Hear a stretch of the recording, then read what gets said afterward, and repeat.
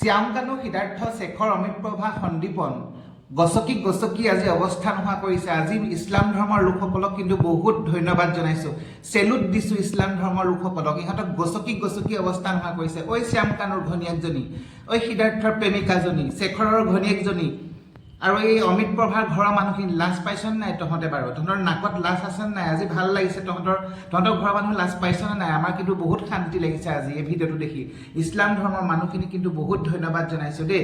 আজি ঈদৰ দিনা, তেওঁলোকৰ বিহুৰ দিনা তেওঁলোকে আজি যিটো মানে ভাল কাম কৰিছে, এইটো কাৰণে তেওঁলোকক বহুত বহুত ধন্যবাদ জনাইছোঁ। গছকি গছকি অৱস্থা নোহোৱা কৰিছে আমাৰ অসমৰ সম্পদক মৰা এই নৰপিশাচ হত্যাকাৰী ধুৰন্ধৰকেইটাক।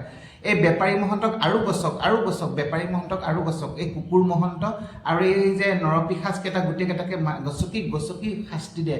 সন্দীপন, শ্যাম কানু, সিদ্ধাৰ্থ, অমিত প্ৰভা, শেখৰ, বদমাছ, ধুৰন্ধৰ গোটেইখিনিকে আৰু শাস্তি দিয়ক। ভাল লাগিছে, খুব ভাল লাগিছে।